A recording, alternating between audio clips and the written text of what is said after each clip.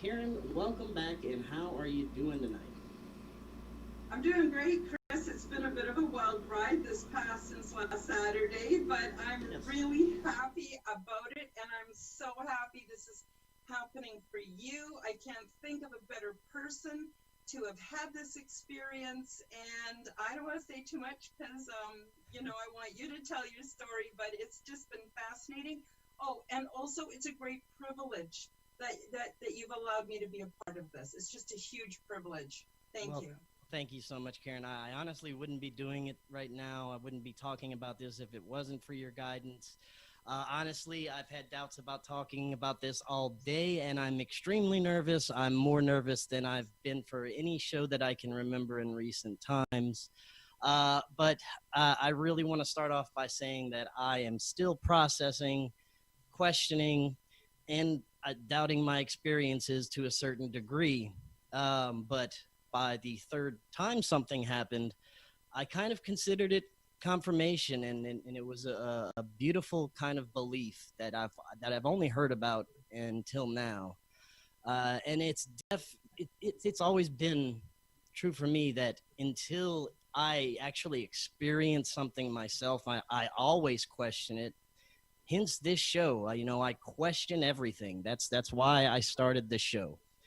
Now, as most of you know, I have always admitted, although I've always been extremely passionate about the metaphysical, ufology, paranormal, etc. And by the way, I am going to be reading notes. I've been taking so many notes this whole time. So, yes, I am reading everything because it's a lot. Okay, but because I've personally never experienced any paranormal or UFO contact experience that I can remember, I also remember that at times as a child, I felt like I had missing time, but I also think we all forget big portions of our childhood. So that was not convincing for any kind of experience to have ever happened to me. Well, a little over 2 weeks ago, there were a lot of trying things occurring in my life. And I saw what I thought was my first UFO. I personally couldn't explain what it was. It appeared to be three bright orange lights, very bright, looked like flames in the sky, and they were in a triangular type of formation going straight up at a moderate speed, and then all of a sudden appeared to stop and then shoot into the sky and rapidly disappear. Now, although for me it was pretty extraordinary, I was still not convinced that I had any way seen a real UFO because of course it could have been anything. I don't know. There was no way confirmation for me. So, like I said, I have been going through a lot lately. I've actually been a little depressed and kind of out of sorts because of a recent breakup and other things that have been happening. But at the same time, I've also been experiencing many strange synchronicities that I've been talking about on the show in these past weeks. Strange things like thinking about a person and they'll call or text, or thinking about a song and they'll start playing, or saying something and then a person or whoever's on the television will say the same thing that I said at the same time. And these just strange synchronistic events that I was just felt like I should be paying attention to. And I had also been trying to meditate lately, but I had always had this meditation block, and I realized it was because I was afraid to go past a certain point. And, it's mainly because of a lot of religious dogma I grew up with, a lot of things that were causing mental blocks for me in meditation.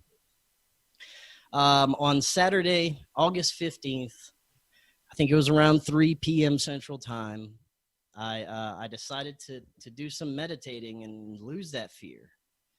And so I did. And I'm not exactly sure about the time frame of the events to follow, but I was in a complete relaxed meditative state within minutes. And I began to experience what only felt and kind of looked in my consciousness like I was traveling through time periods. I saw ancient Egypt. I saw Rome. I saw more modern periods. I started seeing beautiful geometric shapes and started to receive a lot of information about everything at the same time. And it's very hard to explain unless you've experienced this. It was so much information. I felt like I had a connection to everything and everyone at the same time and knew everything for about 30 seconds, maybe. But time was really hard to perceive, like I said, at this point. And then out of my right peripheral, I don't know if it's conscious, unconscious, this meditative state I was in, I saw a beautiful, bright blue light. As this light got closer, I started to feel more and more of the most profound feelings of love. It is like nothing I've ever experienced before. I know this sounds strange, but it was not of this planet Art, nothing I've ever felt yet. It was a brand new feeling of unconditional love that I haven't felt before with anyone or anything.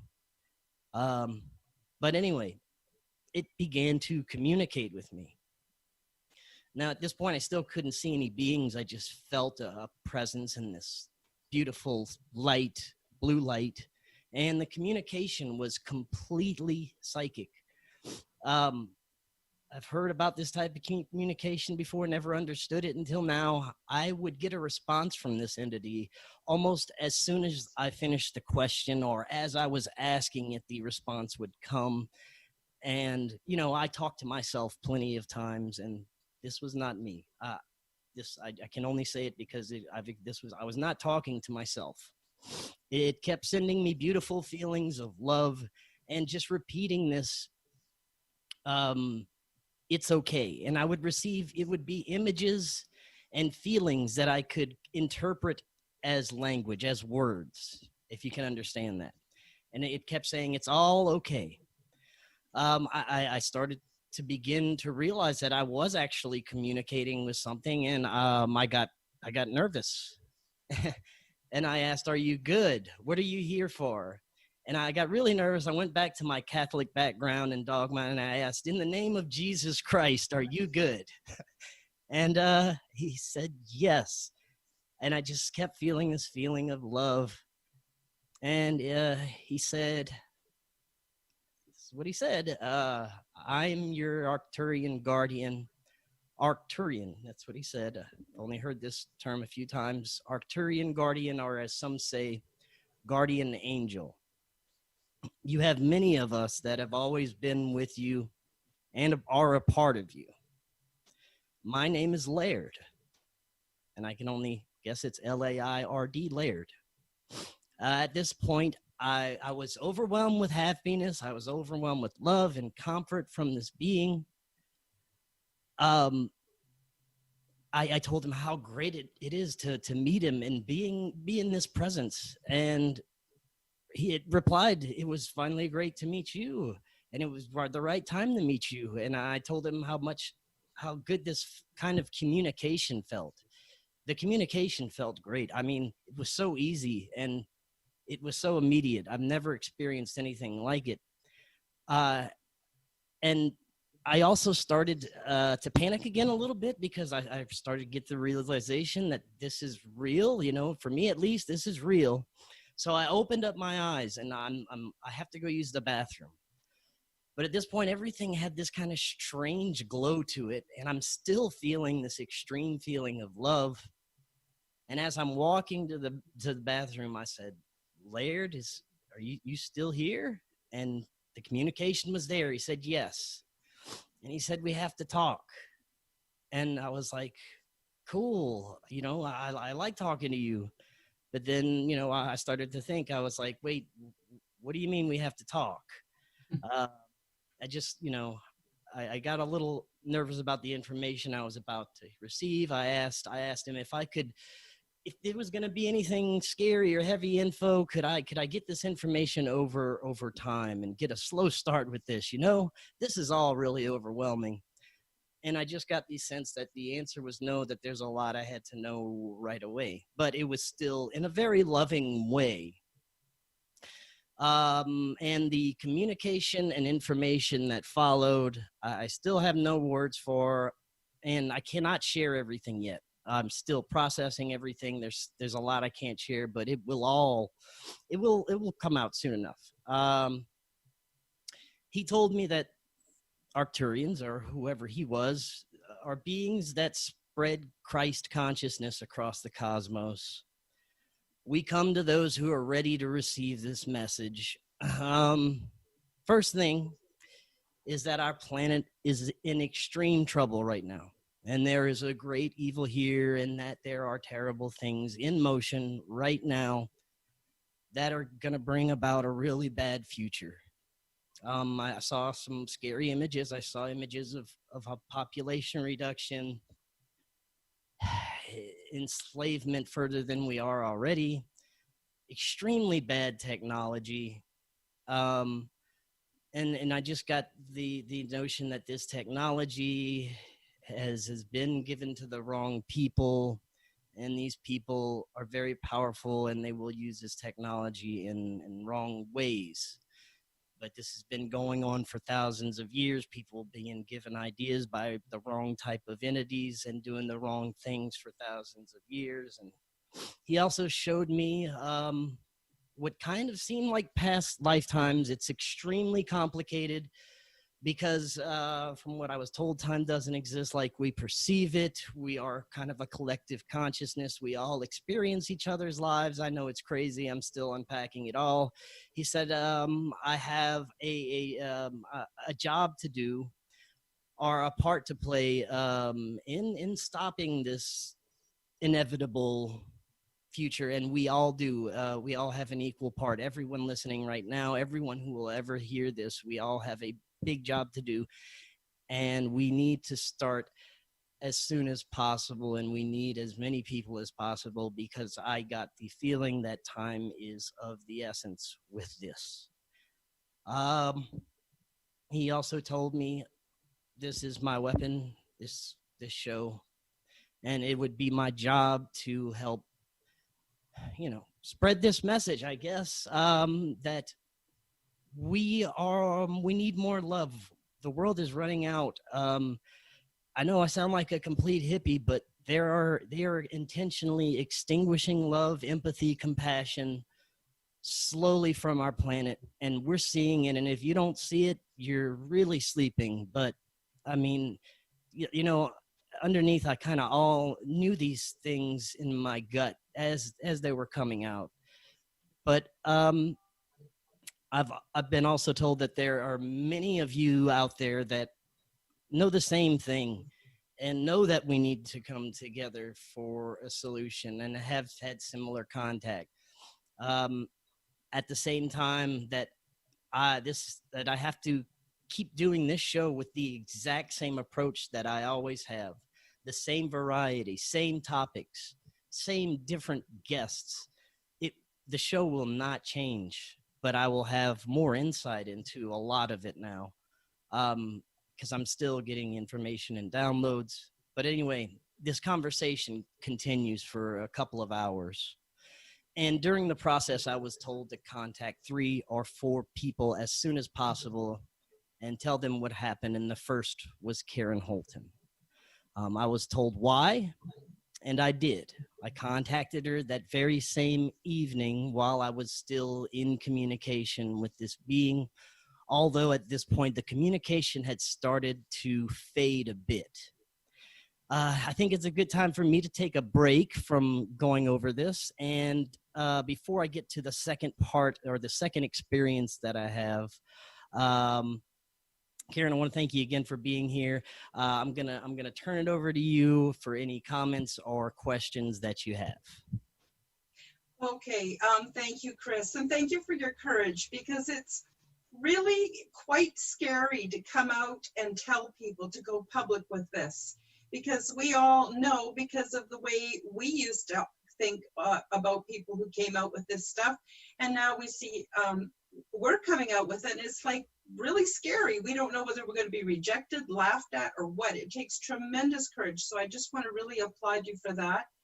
And I want to add my component to your experience, if that's okay. Karen, before you continue, I just see a Sure. comment that says, it's obvious he's reading from something. Don't buy this.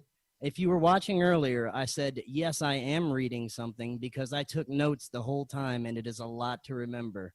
So again, I will be reading throughout the night, and I'm sorry to interrupt you, Karen. Go ahead. Oh, it's all good. It's all good. Thank you for clarifying that for everybody, because we're going to get skeptics. It's called cognitive dissonance. People can't handle hearing the truth, and they reject it, and they try to reject it to other people. But we won't worry about them. We'll just carry on with what we're doing. So my component to this is quite interesting. I had in the works a show that I was trying to put together that wasn't working out well.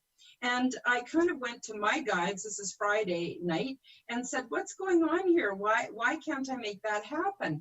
And although they didn't answer me, I did get the clear feeling that the universe was moving things around for something new for me, but I didn't know what it was. But I got kind of excited. I thought, oh, this is cool. So the next day, I went on as usual, and I got to start a little bit farther back. So I've been watching Chris for a couple of years, and my guides have told me, keep an eye on him. He's really, really important. And those of you who know the work that I do is on many different levels with interdimensionals, angels, ETs.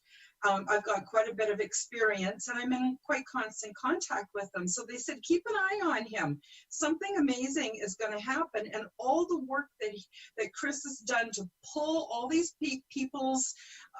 people to his shows, to give us so many different pieces of the puzzle and everything. This is really, really important.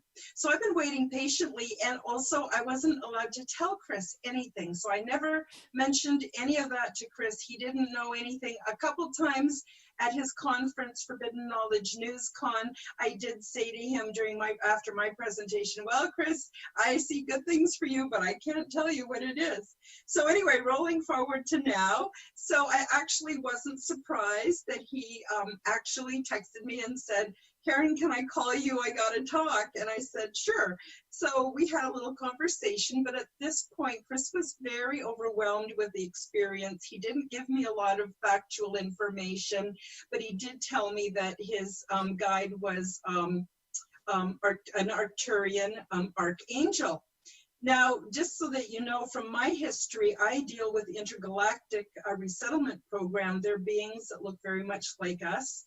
And I have my area of expertise, but there's a lot I don't know. What I have not researched is who the local beings are from our solar system or from our immediate area, I would say star cluster within our galaxy. So I'm not really familiar on who's an Arcturian, who's a reptilian, who's a this, who's a that. I have no idea. So anyway, I heard him out, and I validated his experience, and I told him that I was very happy to do whatever I could to help facilitate his process and help you, Chris, with what was going on. So we didn't stay too long on the phone, and that night, this is really cool, okay? So that night, I go to bed, I go to sleep, and I do a lot of contact work while I'm sleeping. And it was so cool because I ended up being taken. It's voluntary, but I'm taken quite often, and I was taken, and I don't remember everything from that night, but I do know that I was involved in a very on what was happening and what was soon to happen. And out of that, I remember sort of scraps and shreds. It takes, when you have these kind of experiences, they happen fairly quickly, but it takes time for us to really realize what has happened, to unpack it, to get our head wrapped around it. Because, like Chris is like me, we're like, hey, we're just ordinary people. We put our pants on one leg at a time. We're no different than anyone else. Why are we having these experiences? They're huge.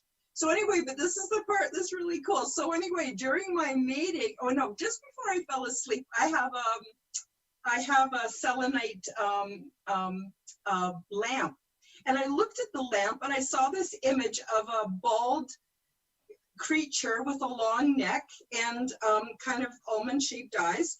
And I went, that's interesting. And I didn't pay it any real attention. And then I went to sleep. And during my sleep, I was getting this intensive briefing. But one thing I absolutely remember is I saw Chris talking to this blue being. And of course, he was taller than, I shouldn't say of course, but he was taller than Chris. He had this long neck and he was bald and he was blue. And I went, wow, I wonder if Arcturians are blue. And I went, this is amazing. So I was really excited. So then on the next day, which was Sunday, I said to Chris, can you call and tell me what you experienced? So he called and he gave me his basic what was going on and told me that I was named as being a part of this, which I was thrilled by, but also surprised. Not too surprised, and we'll get into that a little bit later. But I witnessed Chris talking to that being in my off-world experience that night. And Chris had not described the being to me. I knew nothing really about the details, and yet I saw him talking to this being. So then a couple of days later, I was doing some research. I thought, I wonder what Arcturians look like. So I found a picture, like on the thumbnail, there's a picture up on the top corner. And I thought that's kind of similar. That's pretty close. So I sent it to Chris. I says, Chris, I said, is this what the guy looked like? And Chris said, oh my God, when I saw that picture, I felt so much layered energy. I just knew that had to have been, Now at this point, I do have to say I hadn't seen him, but the energy and the familiarity that I felt when I saw this picture, yeah, was very close. But I will have met him in a future experience. But go ahead. So yeah, so anyway, so I thought that was incredibly cool because that really validated to me the legitimacy of the experience. And some of the other things, that Chris told me fit right in with the same objectives that I have. And we'll get into that a little bit later. But that's basically my component to your story, Chris. So I would validate you anyway, except that I really did spend the night being briefed. And then this week I've been unpacking that because it takes time for us to remember certain aspects, how they fit together.